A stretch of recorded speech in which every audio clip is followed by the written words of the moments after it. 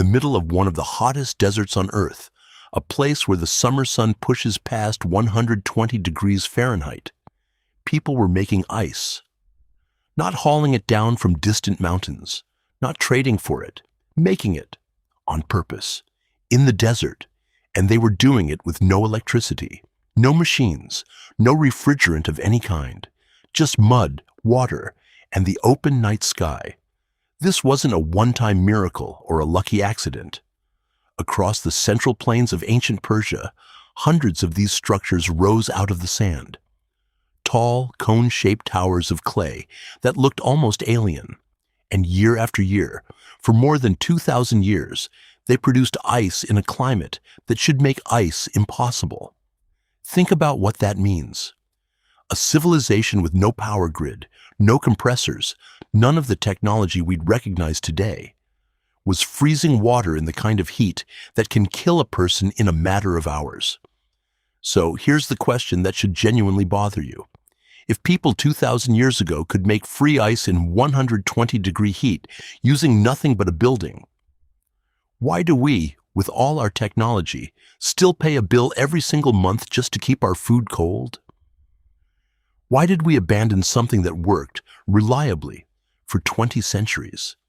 The answer is stranger than you'd expect, and it reveals something a little uncomfortable about the way we build almost everything today. To understand it, we have to go back, way back, to the high deserts of Iran. Picture the landscape, flat, cracked earth stretching to the horizon. By day, the heat is merciless. But here's the first thing almost everyone gets wrong about deserts. At night, that same desert can turn brutally cold. With no clouds and almost no moisture in the air, the heat that builds up during the day doesn't stay trapped. The moment the sun drops below the horizon, it escapes straight up into the sky. Temperatures can swing 40, even 50 degrees between afternoon and dawn. The ancient Persians noticed this, and somewhere around 400 BCE, possibly even earlier, someone had an idea that sounds insane on paper. What if you could catch the cold of the night and hold on to it through the blistering heat of the day? They called their answer the yakhchal. In Persian, the word means quite simply ice pit, but calling it a pit doesn't do it justice. These were enormous, carefully engineered structures, some rising more than 60 feet into the air, with walls thick enough to swallow a doorway whole, and every single piece of them. The shape, the materials, the way they were angled toward the wind and the night sky was designed to do one impossible-sounding job: make and keep ice in a place where ice should never survive. But that wasn't the real breakthrough. The real genius was hidden inside the walls themselves. The walls were made of something called saruj. It wasn't ordinary mud. It was a recipe: sand, clay, lime, ash, the whites of eggs, even goat hair. Mixed in exact proportions, the builders guarded carefully. The result was a material that was almost completely waterproof, resistant to heat, and an extraordinary insulator. At the base, these walls could be 6 feet thick or more. Heat from the outside simply couldn't push through them fast enough to matter. And then there was the shape. That towering cone wasn't for decoration. As the sun heated the inside, the warmest air rose, and the narrow point at the top let it escape like a chimney pulling smoke upward. As the hot air left, cooler air got drawn in from below. The structure was, in effect, breathing out its own heat. Beneath all of it, dug deep into the ground, was the real prize: a massive underground chamber. Down there, wrapped in thick walls and surrounded by cool earth, the temperature barely moved, no matter what the desert did above it. But here's where things get interesting. The yakhchal almost never worked alone.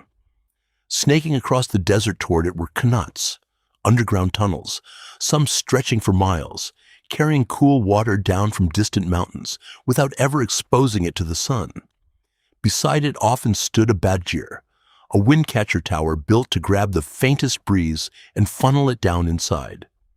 And running off to one side were long shade walls, angled to throw a band of cold shadow across shallow pools of water. This wasn't just a building. It was a machine made of architecture. And every part had a job. So, how did they actually make the ice?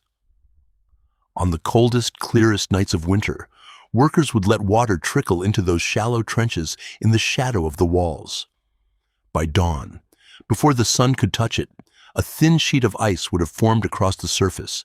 They'd move fast, break it up, haul it underground, pack it down, layer after layer, into that insulated chamber.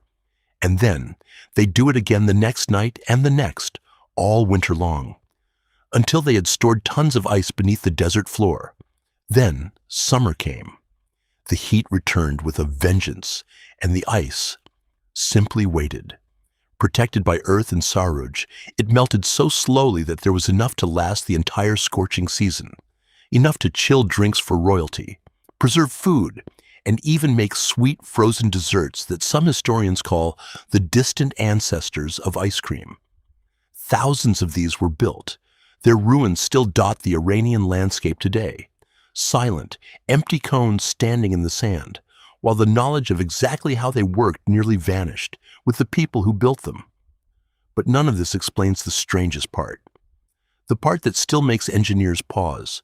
How do you reliably freeze water, night after night, in a place where the air barely even touches freezing?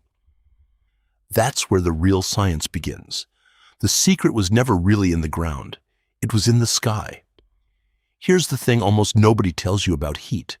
Everything warm is constantly throwing off heat as invisible radiation, a kind of light you can't see. Your body does it. The road does it. And a shallow pool of water does it too. Normally, that heat doesn't get very far. Clouds and moisture in the air catch it and bounce a lot of it straight back down, like a blanket pulled over the planet. But a clear desert night has no blanket, no clouds, almost no humidity. So when that pool of water starts radiating its heat upward, the heat doesn't get trapped. It shoots past the atmosphere and out into the cold of open space. And space is unimaginably cold, hundreds of degrees below zero. The water is, quite literally, dumping its warmth into the universe, and you've actually seen this happen. Ever walked outside on a clear, calm morning and found frost on your windshield? Even though the forecast swore it never dropped to freezing? That's not a glitch. The glass radiated its heat to the open sky overnight and got colder than the air around it. The Persians built an entire industry on that one trick, because the water in those shaded pools loses heat so fast that it sinks below the temperature of the air itself and freezes, even on nights when a thermometer would insist it shouldn't.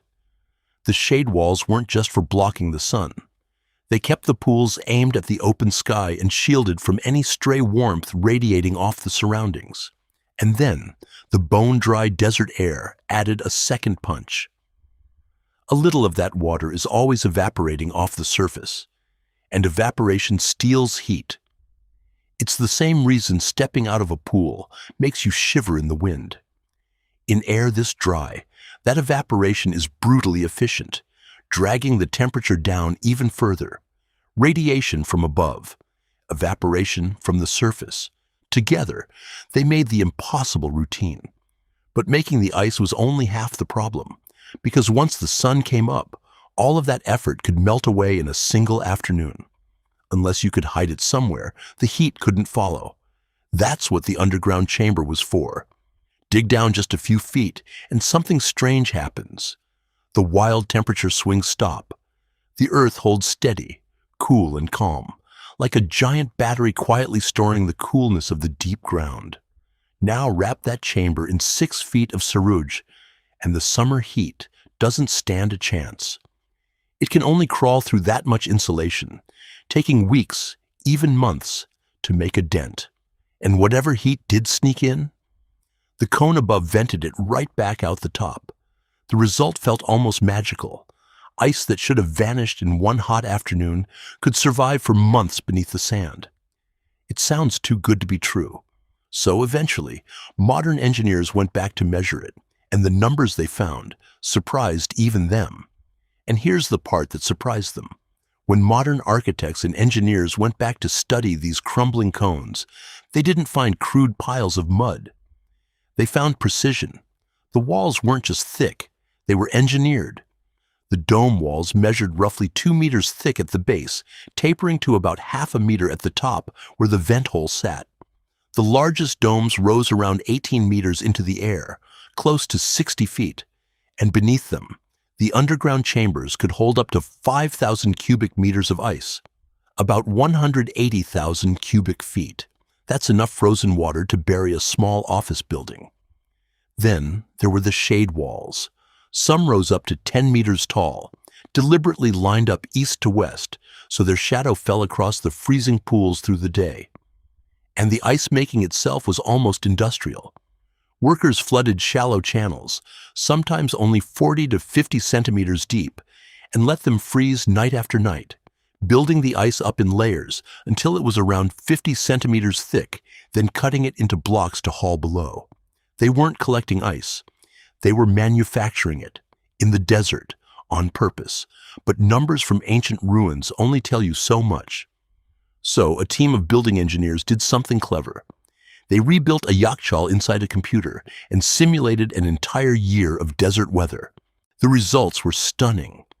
Even with fairly modest insulation, about half a meter of mud wall plus half a meter of thatch, their model predicted only about 20% of the stored ice would melt by September. Read that again. 4/5 of the ice survived the entire brutal summer, and when they modeled a full meter of thatch, the melting losses dropped by roughly another 40%. The ancient builders, with no thermometers and no physics degrees, had gotten it almost mathematically perfect. But here's where it goes from impressive to almost unbelievable. In 2014, a team of scientists at Stanford built a thin mirror-like material and pointed it at the sky. In direct sunlight, under a sun pouring down more than 850 watts per square meter, the surface didn't heat up. It cooled to nearly 5 degrees Celsius below the surrounding air, using zero electricity, simply by radiating its heat into space. It made headlines as a breakthrough, but the researchers pointed out something humbling. They noted this was nothing new, that in ancient Iran and India, where temperatures often stay above freezing, people made ice by leaving water in insulated pools out under clear night skies.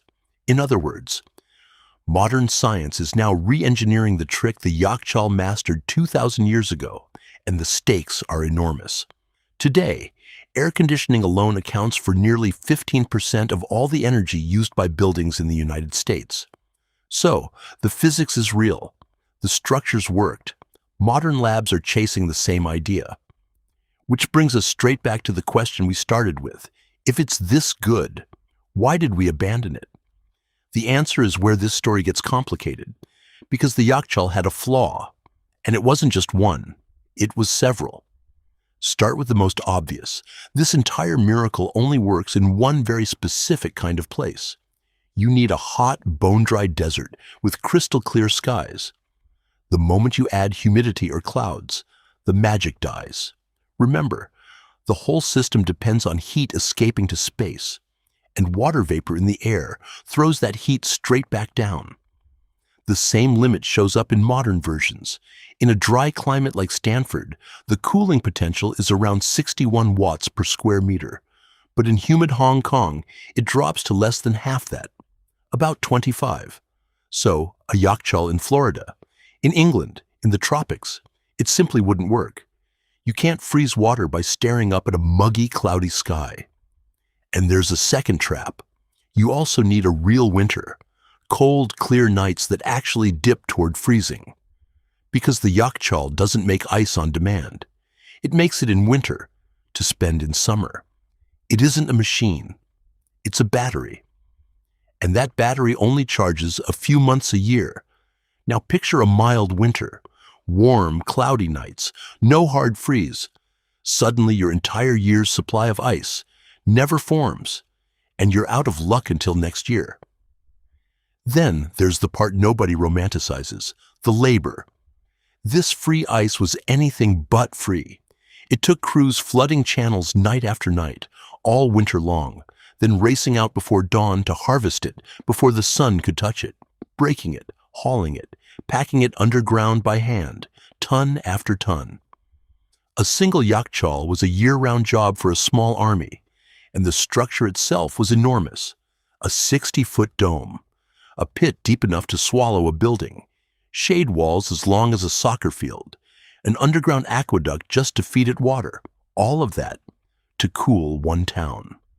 Now try fitting that into a modern city. On top of everything, these things needed constant maintenance. Mud brick erodes, rain and frost chip away at it. The protective outer layers had to be patched again and again, which is exactly why so many yakhchals today are silent, crumbling ruins. And the ice itself, it was made in open, often unlined earthen pools, exposed to dust, wind, and whatever the desert blew in. Good enough to chill a king's drink 2,000 years ago. Nowhere close to modern standards for clean water.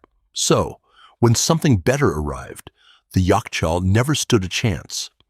In the 1830s, traders began shipping cut blocks of ice across entire oceans. Then came the real killer, mechanical refrigeration.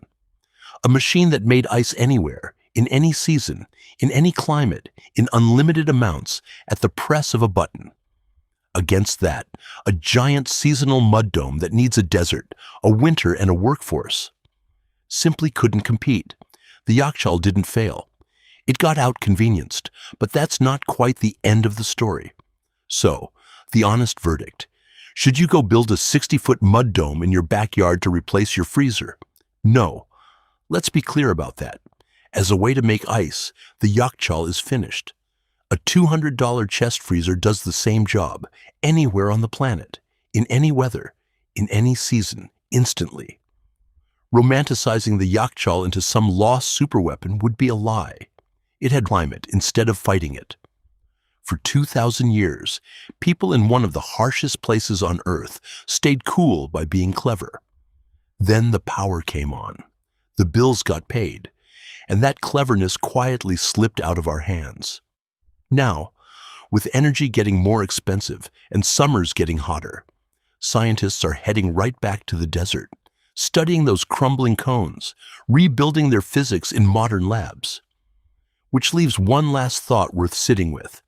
The yakhchal isn't really a story about ice. It's a question. How many other brilliant ideas did we forget? Simply because, for a while, the electricity never stopped flowing.